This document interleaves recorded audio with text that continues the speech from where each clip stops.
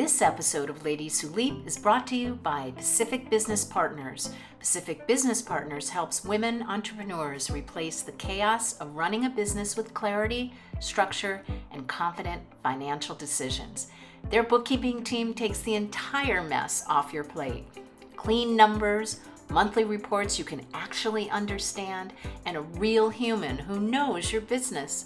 Learn more at pacificbp.com or follow them on Instagram at Pacific Business Partners. What if the reason you keep attracting the wrong relationships has nothing to do with luck and everything to do with self-worth? In this powerful episode of the Ladies Who Leap podcast, Sharon Vidano shares how she went from feeling unseen, settling in an unhappy marriage, and struggling through the dating world, to becoming a transformational relationship coach, helping women date from confidence, clarity, and self-love. After years of healing old beliefs and learning her true value, Sharon discovered how to date like she's the prize and ultimately attracted the loving, supportive relationship she once thought only existed for other people. This conversation may completely shift the way you see love and yourself. This is Ladies Who Leap. Hi, welcome to the Ladies Who Leap podcast. Today, I am so excited. I have Sharon Vidano joining us today. She is a retired criminal defense attorney turned transformational life coach, inspirational speaker, and certified dream builder coach. After walking through a 17-year marriage that left her feeling invisible and unworthy, Sharon began a sacred journey of self-love, healing, and spiritual reconnection. Today, she empowers professional women to move from survival into soul-aligned living, whether they're seeking love, clarity in their career, or deeper purpose. Sharon's blend of practical tools and divine wisdom helps her clients break free from what's been and step boldly into what's possible. Her story is proof it's not too late. Your transformation begins the moment you ask, "What would I love?" And I love that. I love that we're never too old to make a change. So welcome. Thank you, Lisa. Thanks for having me. I'm so thrilled to be here. I know, this is exciting and fun. Sharon and I have been friends for a while, and this has been a long time coming, so I'm really excited to delve into it. And for all of you to listen to her journey and get inspired by, number one, what she does now and how she got here, because it's really important. So we always talk about kind of what you did as a child that really influenced how you are as an adult. And I love that you went from being a criminal defense attorney to a transformational life coach. I mean, that's a big stretch. So in starting with your childhood, kind of where did your first choice and career come from? What was that journey about being an attorney? Well, I kind of fell into it and then at some point did fall in love with it. But really my journey started when I was in high school. I went to an all-girls Catholic school in Los Angeles, and they had a program that was really intensive in the arts, and I loved it. So I had never been really artistic before, so really started to get training in the arts and loved every minute of it. Took every art class that they had all the way up to advanced arts. And when I was a senior in high school, I remember my mom, let me back up just as a side note. I am a second generation Korean Filipino here. Both of my parents immigrated and naturalized here into the United States. And so I grew up with the very much old traditions of Asian culture when it comes to academics and social, like how and when I'm allowed to hang out with friends. But again, they were very super strict. And I remember my mom asking me, I think it was about my senior year, what I wanted to be when I grew up. And I said, I wanted to be an artist. And she immediately said no. And she told me I was allowed to be a nurse or an accountant. And I said, well, I did not want to be a nurse, although I knew nurses are incredible people. And I truly believe they are angels. I did not feel that being a nurse was for me. So I went and decided to go into accounting. Went to college, took my first accounting class, and I did not love it at all. I said, nope, this was not for me. And I quickly changed my majors to finance, which is the same. I don't know why I did that, but I changed over to finance, and which is still numbers. But I in the finance field, it was called finance real estate law. So it was like a triple kind of like sub major in one major. And here I am, senior year in college, and realizing, oh my gosh, I'm graduating with a finance degree, and I still didn't like numbers. And the only thing I enjoyed out of my all my years in college was a pre-law class. So I said, well, that's it. I'm going to law school. So that was the decision to go become an attorney. And then, as I went into it and continued to grow into it, I did working in the law and ended up in the courtroom doing criminal defense because I thought that was where all the excitement was. I really didn't want to get stuck behind a desk just pushing paperwork all day. I love that you really admit that you learned and that you liked one thing about it, so that's what you went forward to. But let's talk a little bit. It's where your mother said, "Okay, you do this or you do that." That had an impact on you. And I mean, it made you decide on what your career choice was. That's huge. That's generational stuff, as I say. Yeah, yeah. What did she think about when you ended up deciding to go to be an attorney? What was her Well, there was reaction? a longer story behind that, because when I'm gonna hop back a little bit into the them being very strict, and I grew up with the traditions of the very traditional strict Asian culture. So I was when it came to academics, I remember bringing home a report card that had a B plus on it, and I remember getting scolded for having a B plus on it, and because it was too close to an A minus. So that times almost every other thing that I was doing in life as a young adult, as a youth all the way up to high school. I started to hear the story that no matter what I did, it wasn't good enough. So that was a story I started to believe. And as I carried that story throughout my college, that, I was still all about the academics in college. And I got into a lot of, I guess my parents and I butted heads a lot because here I am trying to grow, trying to be my independent self. I was a good kid. I was working part time at a retail store.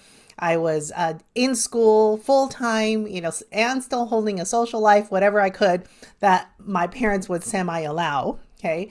But what happened was I started dating in college, which I was not allowed to date because it's all about the academics.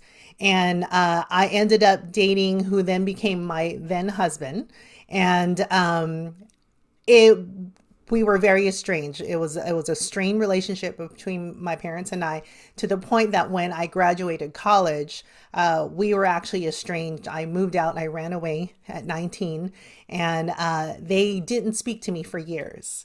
So me going into law school was my next logical step after college, and I felt like I was those were the only choices I had at that point. I had to do this. So my parents were really not involved when it came to me being in my law school education at the time. And they really didn't talk to me for a few years. And all of that was because I was exerting who I wanted to be at that level of awareness at that time, who I wanted to be with and who I wanted to date. There were some struggles. There was some struggles at that point, but no, it wasn't, there was no support from my family back then. But I do know now, through all my healing and growth, that they were doing the best that they could. They, I know they loved me, and they thought they were doing what they thought was right at the time. So I do understand that now. But back then it was very difficult, and I was very angry back then, and we didn't talk for many, many years. My dad and I didn't talk for almost 10 years. My mom and I didn't talk for almost 4. So yeah. Yeah, thank you for sharing that. I know that it's hard to be vulnerable and to talk about those things, but I know that those the words that are said and the beliefs that they had, rather more than likely from generations that's been passed down. really impacts someone. And so that not being worthy definitely sticks with you. And it kind of explains a little bit about the journey that you had to go through in healing yourself and then ultimately learning how to heal others. So, what the relationship history that you've had that led to divorce, what and that had a profound effect on your own emotional journey also, probably stemming also from what we just talked about. What lessons did you learn about yourself through this difficult relationship period? I learned that in looking back on the version of me who was in that young relationship as a young adult, and then who I was as a young wife and a young mother, I was at times I thought I was being very authentic to myself, but I don't think looking back on it, I don't think I was, you know. And I think part of it was coming from where I was estranged from my parents. I feel like at that point, maybe I was sort of in a survival mode. I just kind of have to do what I have to do what I got to do, work where I got to work, just kind of all that stuff. And then I met my now then husband, who was when I was 19. And don't get me wrong, we cared for each other. That's where I was. Young Sharon at 19 really did care for him. But I also know that I carried some of my old stories, which was what no matter what I did wasn't good enough. And within that was the version of me that was in that marriage. That was a version of me that was a young mother. That was a version of me that was who I was in my young career. And I knew that there were parts of our relationship that didn't make me fully happy. But I knew based on my old stories was that, what, I almost felt like no matter what I did, I still wasn't good enough. So, and we and you and I know that because we're doing a lot of energetic work now, that wherever you are is that it's almost like that's what you're attracting in your life, because that's what your level of energy is. That's what your level of awareness is. That's where your frequency is. And that is who I felt I only deserved at that point in my life. And don't get me wrong, he's a good guy. He was a great provider. But for purposes of the kind of person I wanted in my life to love me the way I wanted to be loved, he was not that guy. And it's okay. I realize now it's okay to say that. And I really do know that, perhaps maybe he would have made someone else very happy, and maybe he would have been happier too, because if I can't be the only one who's misaligned, now granted, I think he was probably more misaligned than me, but I think we truly just were not really aligned as a couple. And as we grew older, I just realized, what, this is really not for me. And there's a much longer story in it. The marriage was very rocky from day one. And then ultimately I got my two beautiful sons out of it. But I do realize now that I was not in a version of myself that was loving myself, that was honoring what I loved. And when I was unhappy about something, I was afraid to speak up. I remember I was a type that would just clam up, and I was the people pleaser. Let's make sure everybody's happy, especially my husband at that time, because I had to keep the family together no matter what, because I had two young boys at the time. So it got very difficult, and then I started to slowly feel myself just kind of slipping away at that point. So I very much relate. I think we have quite similar, and we've talked about this before. We've had quite similar backgrounds. Everything you said, and I'm so glad you said it, because there's a lot of people listening, a lot of listeners, I'm sure, are either going through it or have gone through this in their life. What is it that got you the courage to step away from that? Because I know it's difficult. It really is. yeah, I think part of it, looking back on my awareness, where I am right now, and looking back on that whole journey, I truly believe that, and I always go here on my heart because this is like my heart. I truly believe that we're spiritual beings having a human experience. Mm-hmm. And I believe God, I say God, spirit, whatever your word is, if God triggers you, put another word in there, put universe, life, love, whatever you want. There's that power that is breathing us right now. There's that power that is pumping our heart. That power and that version of ourselves knows that we are truly unique, beautiful, loving beings. I did not know that back then. And because of that, I know now that that version of me was doing her best, so that I had to do my own forgiveness work for myself. I was doing my best at that time. And I also know that spirit is always speaking to us no matter what. I wasn't listening back then. I was like, no, I have to do this because I'm in survival mode. I have to do this. I got to take care of my kids. I gotta. So I didn't listen. So until one day, here's what I also know. God's always speaking to you. The more you don't listen, the louder your discontent and circumstances will be. And so I always joke when I'm working with my clients, you really want to start to move that energy, make that decision when you get moved by like the touch of a feather. I know that's what Gay Hendricks said in one of his books. You strive to be moved by the touch of a feather or a whisper. But then you want to notice it. You want to notice it when you are noticing the feather. You don't want it to get to be the nudge or the shove or the ton of bricks, which for me, I had to get to the ton of bricks for many, many years. And so it was many, many things that there was a lot of discontent and unhappiness in my marriage until one day, I don't even remember what happened. And I don't remember the circumstance of what happened, but I do remember feeling like, okay, well, here it is again. I'm not being valued. I'm being taken. I felt I was being taken for granted in the marriage. I'm not being valued in this marriage. And then I remember thinking to myself, okay, I think it's okay if I'm in a marriage if we're just friends. I remember saying that to myself. And then I noticed myself noticing that thought.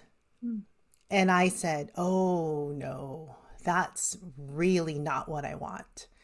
And that was the beginning of, I believe, the end of the path to ending that marriage.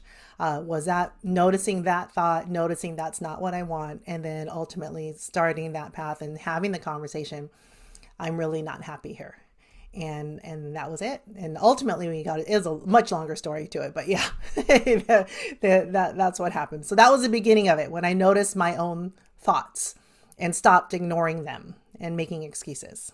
So I love the comment, like a touch of a feather, because that's so true. Because the universe will keep, and then it gets to the point where it's like literally going, hello, I'm yeah, telling you something here. And yeah, coming to that realization about the friendship, yep, I can completely relate. yep. It's a courageous leap also. This is another leap. So leaping out of the marriage as you're an attorney, you're working really hard. You have two kids that you're bringing up. That's a lot for a woman to do. I know we're very resilient and we're strong individuals, so we take care of things. But it's also now a courageous leap to go from the attorney and a defense attorney. And I would, that's, to me, that's emotionally difficult because of who you're defending. But going from that to the coach. And I know from knowing you that you always loved helping others.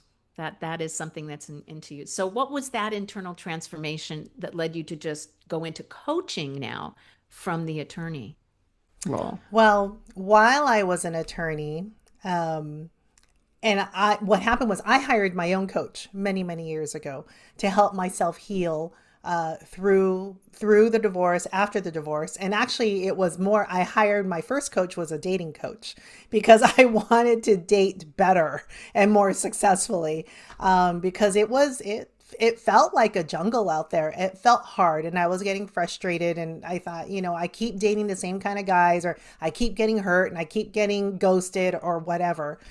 So I hired this one coach, and this is what I told my coach as well. I told him, in my quest to find my man, I found myself and then I found God. Mm-hmm. So, And that's really where it boils down to. Yes, long story short, I did meet the love of my life. He's amazing, and he's just so supportive, and exactly, and even more than I would ever want in a loving husband.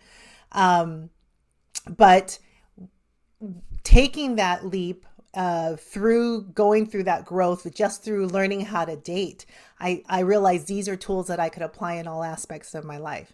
And when it came back to being an attorney, I loved being an attorney. I loved helping the people. At the same time, it was very draining. It was very stressful. And I started to realize that many of the clients, they just kept reoffending and they kept coming back. So I said, you know what, there has to be a way where I can start helping people so that they're starting to make better decisions where they don't ever end up being in court in the first place. So let's start before then, because it almost felt like being in court was like a band-aid. We're just dealing with whatever that situation is at the moment. And let me back up. Many of the clients that I helped, I really did try to rehabilitate. That was always one of the first things that I would always try to do, was whether it's rehabilitation, whether it's mental health, whether it's, and actually many things stem from mental health, actually. Or whether it's drugs or anything like that, or a combination of both.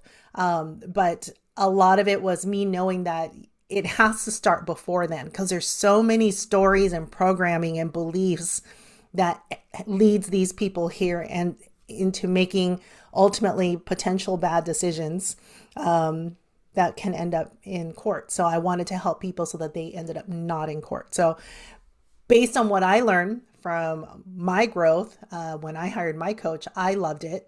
And I said, you know what, I can apply this to my life. So then I started making those hard decisions to make the decision to retire. I was close. I know I don't look that old, and I'm not 65, but I was eligible to retire, even though if it wasn't for full retirement, but I was eligible to retire. And the numbers just made sense for me to leave. And I said, you know what, this is my time to start helping other people at an earlier stage. And that's what I did. And don't get me wrong, it is scary to decide to up and leave your career that has been so ingrained in me all those years. It was really who I was, and that was part of my identity. So there were some scary nights. There were some tears. There was like, oh my God, what are you doing? But then when I'm actually coaching other clients and I'm getting the oh my gosh, Sharon, I can't believe of all my results, this is what I'm getting, this is what I'm doing. And they are just so happy that makes it all worth for me. So yeah. And you're catching them, just like you said. I love how you say that. And I love the fact that as a defense attorney, you were actually trying to rehabilitate them after your work was done. I don't know if I've heard many defense attorneys talking like that. So obviously the coaching in you came out even while you were doing, the Yes. law work. And don't get me wrong, being a defense attorney, there are lots of things to defend, whether or not it was constitutional rights that we're defending. We're always defending the constitutional right.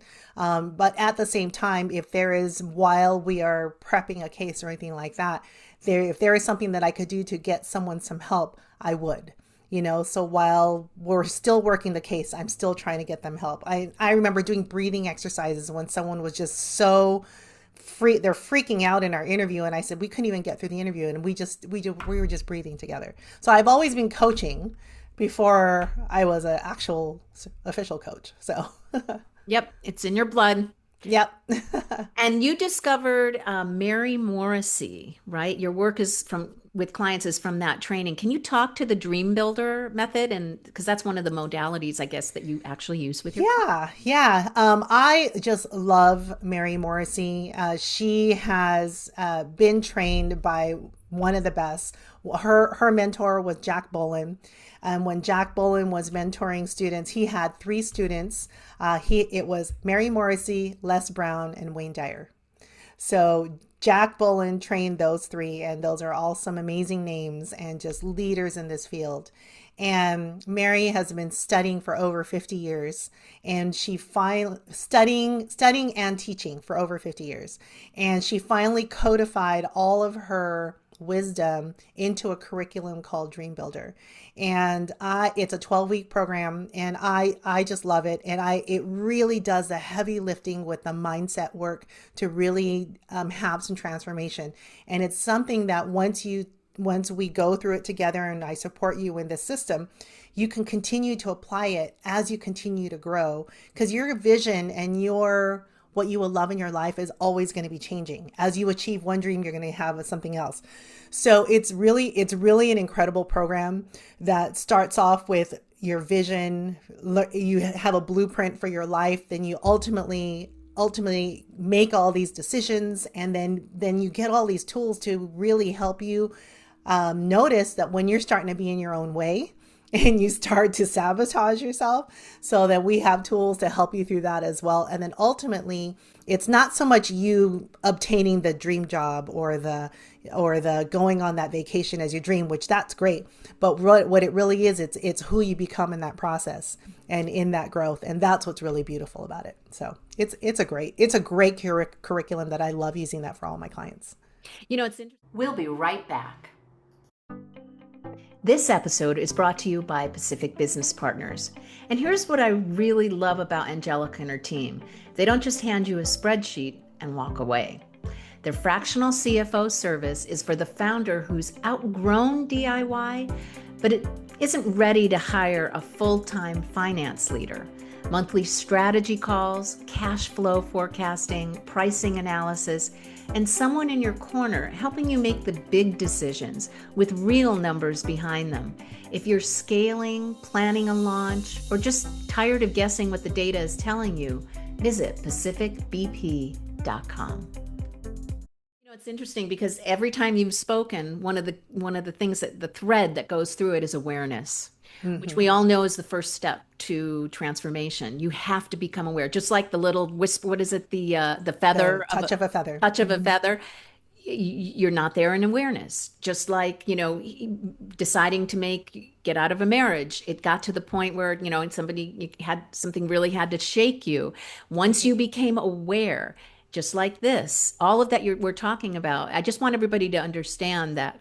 When you open yourself up, just like you said, to listening to the messages and allowing yourself to be aware, it is scary. It's scary to allow yourself to be vulnerable, to hear those messages, because you realize, oh my gosh, my life is not where it's supposed to be. Now what do I do? There are people, there are coaches, there are therapists, there are people out there to help you. But just that first step, allow yourself to really see and be aware of what's happening. That's a big step. And I'm glad it was interesting because I kept hearing it throughout everything that you were saying. Yeah. Yeah. And then if I can add to that, once you have that awareness, and yes, it is going to be scary once you start to realize, oh my gosh, this is not what I would love. What am I going to do next? And once you have that awareness, the next scary thing you're going to find yourself is you're going to actually make a decision whether or not you're going to make that change. And when that decision comes in, it's not if fear comes in, it's when fear is going to come in. Because when you make that decision, fear will come in, because now you are shaking up your comfort zone.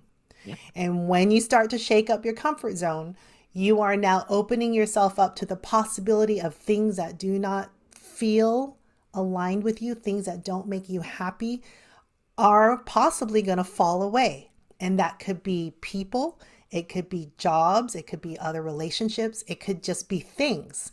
And that is something that everyone will go through, because it feels scary, it feels inconvenient, it feels like this is not the right time. And change is never going to feel great and timely and convenient, but when you start to lean into that portion of you that says, you know what, and you listen. I say that they're divine signals. When you're listening to your discontent, that I don't like this part of my life, that is a divine signal, God telling you are worth more. Mm-hmm. And when you are worth more, now you lean into the question, what would you love? And then when you start asking yourself, and I always go here, when you start asking yourself, what would you love? I truly believe, and it is by universal law, that whatever desire is in your heart, that is a divine desire.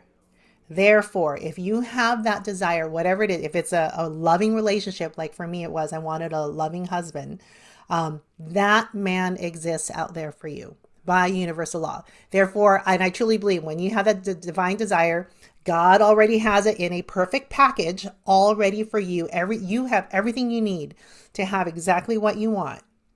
It is just your job to raise your awareness, be open to the possibilities so that you can bring it into fruition, into the reality in front of you.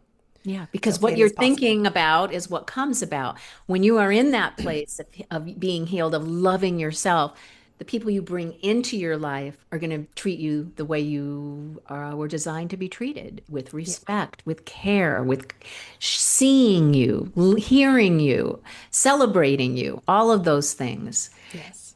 which is what you kind of do now. So there's a focus that you have now. Can you talk to what your focus is? Yeah. So now, through my journey, and I thought, you know what, this is something that I could do. And other ladies, sorry, I have like an itch on my nose right here. There's other ladies can absolutely have the life that they love. They can find that loving partner that they want. So now my focus is in addition to the Dream Builder program, I really take it to the next level and I hone in and I focus on the love and relationships portion of our lives. And I help ladies now, and it's called Date Like the Woman Who Knows She's the Prize. Because when you know that you are worth that loving relationship that you would love to be in, you're going to act differently. You're going to speak to gentlemen differently.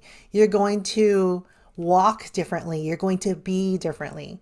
And I like to say that when I started dating, Sharon dating day number 1 was very different than Sharon dating day number 700. I had met my husband about 2 years into 2-ish years dating. And Sharon dating day number 1 was a little bit shy. Excuse me, I was a little bit shy. I was nervous going on the apps, looking at the guys, kind of scared when a guy said hello, and when I finally would go out on a date, I wanted to make sure that this guy checked all my boxes because it had to be nearly perfect, and then I wanted to make sure, well, do I look good? Does he like me? Did I say the right thing? And then if he didn't call, it was, oh gosh, what did I do? What did I do to mess it up? Well, I started to realize that version of me is not really in tune with the self-love of myself. So as I continued to grow in the journey of dating and grew in my own self-love and my own self-worth and acknowledged it and established boundaries, loving boundaries for myself as well as the other person, Sharon dating day 700 got very good at saying, you know what, I really don't think that we're aligned, or I really don't think that we have chemistry, so I really do wish you the best. And I got very good at saying that. And Sharon dating day number 1 never would have said that. She would have been too scared to say that because she thought that this is the only like 2 guys that are talking to me. I better hang on to them. That was me on day 1. Sharon dating day 700 was like, you know what? There's a slew of guys waiting for me to talk to me. And I said, okay. So when I started dating towards the end, now I approached it more from an energetic standpoint, not just from I like the way his profile looks. It was like, I always grounded myself first before I even opened up the app and started looking at these guys. So I would ground myself first. And then when I started looking at the apps, I really wouldn't even, I kind of look at the photo, but more so not for if they were handsome or not. It was more so for me reading their energy. And I was swiping fast. Okay, yep, nope, swipe, nope, yep, nope. And then when I said, okay, maybe, then I would read the profile. And then if it was a maybe, then I would go ahead and message them. So I went from a Sharon dating day number 1 who was in a lack mentality. There are not enough guys out there that'll like me, to a abundant mentality where I was said, you know what, there is a line of guys here waiting to talk to me. So if this guy is not aligned, that's okay. Doesn't mean he's bad. Doesn't mean I'm bad. It just means we're not aligned, and that's okay. And then I go next. So it was a lot of next. So that was a very different a very different mentality for me as I grew in my dating process.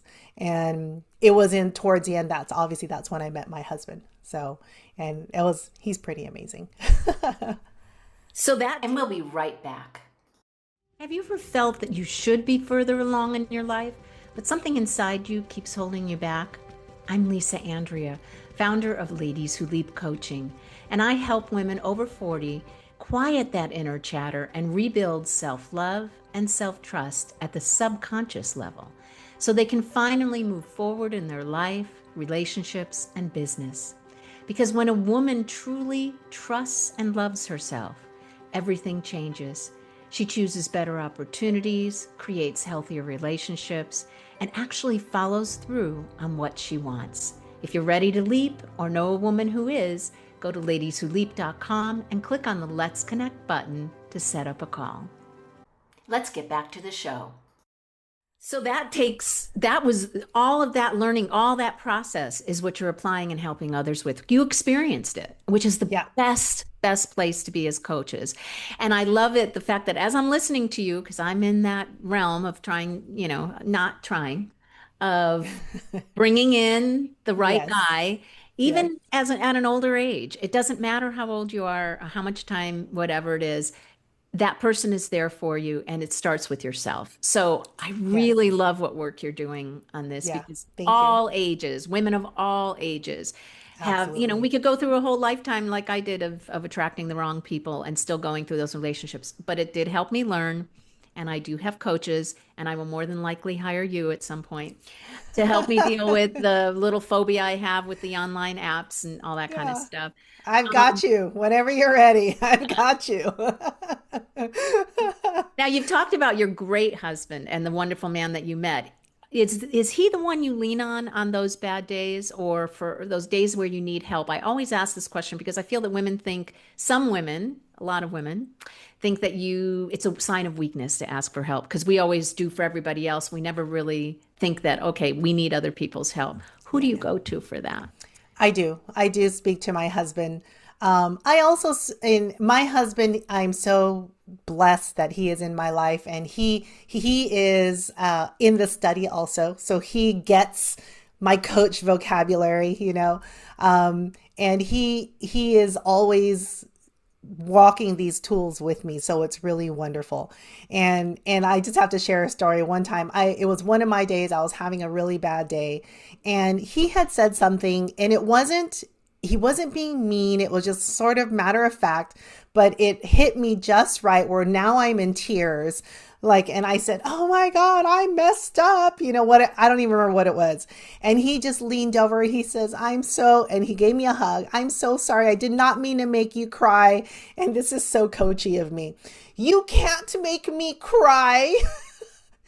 That just means it's something I have to clear in me, And he just gave me a hug and he goes, "Either way, I'm sorry I made you cry." So, but it was really funny. So, but no, he is amazing, and he lets me be me, and that's one of the things that I really really wanted when I was dating, was I wanted to feel the love of a man who loved me unconditionally, where I can be absolutely myself and I could feel safe in being myself and heard and adored. And the passion is there. And that's what I absolutely loved. And he does all of that, and he's amazing. So Mm. Well, at the end here, and thank you for sharing all of that you shared. And I know there are amazing people that you're coaching, that you're helping them get to the point where you got to, and go and get through that in a very healthy and good way, and loving themselves. That's what I strive for my clients also. But I ask for your favorite quote, mantra, or positive affirmation. So yes. what is the one you decided upon? My one that got me through everything, through my divorce, and still through today, is everything is always working out for me. So I know by universal law, there is a seed of good in everything that happens. So whenever something happens that is not preferred, or if I'm running late to an appointment, or if I got stuck in traffic, or I had a detour in traffic, whatever. I know it's always for my good. And just a quick story, I remember coming down, we have a cabin, and we were coming down the mountain and we were leaving just in time to make it to an appointment. I forgot something. We had to turn around, go back to the cabin, get whatever we had to get, and then leave. That made us about 20 minutes later than we would have. But when we finally were heading down the mountain, we noticed got stuck behind some traffic and there was an accident. And it happened, I'm assuming it had barely just happened. So I don't know that if I was on time and I didn't go back to that cabin, that might have been me in the accident. I don't know. But because I stand by that, everything is always working out for me. I know that I am always being protected. Everything's going to be for the good in the end, no matter what. So yeah. I don't ever take anything, oh, well, just wasn't meant to be. That's how I said, just wasn't meant to be. And everything's always working out for me. So that's what it is. Yeah. I call it missed expectations or opportunities gained. Mm-hmm. Yeah. And nope, it's all true. Yeah. So Sharon, how can people reach you? Yeah, you can go to my website. It's called lifecoachsharon.com, and go on there. You can check me out. There's some freebies on there. Grab some freebies and then get to know me a little bit better, and then come see me. And I have Instagram, and it'll be all on the details. So you'll have all my stuff, and come find me. And yeah, I'd be happy to help you. Thank you. Thank you so much. I mean, there was a lot that you shared about your own special journey, which is what makes coaches. Mm-hmm. We experience something and overcome things and find out the tools that we resonate with that we can use to help others. And we have that inherent need and desire to help others succeed and be happy. Yeah. So I really appreciate that you were that honest. Yeah. Thank you for being on Ladies Who Leap. And everybody, please like, subscribe, follow, comment. Come to me if you have a leap story. I would love to share with everyone else because, as we know, we all learn and are inspired by others' stories. So thank you for listening, watching, and have a fabulous rest of the day. And thank you, Sharon. Thank you for having me. Happy to be here. Thanks so much for listening to Ladies Who Leap. This episode was brought to you by Pacific Business Partners, helping women entrepreneurs build businesses with clarity, structure, and soul. If you're ready to take the next leap, learn more at pacificbp.com or follow @Pacific Business Partners on Instagram. I'll see you in the next episode.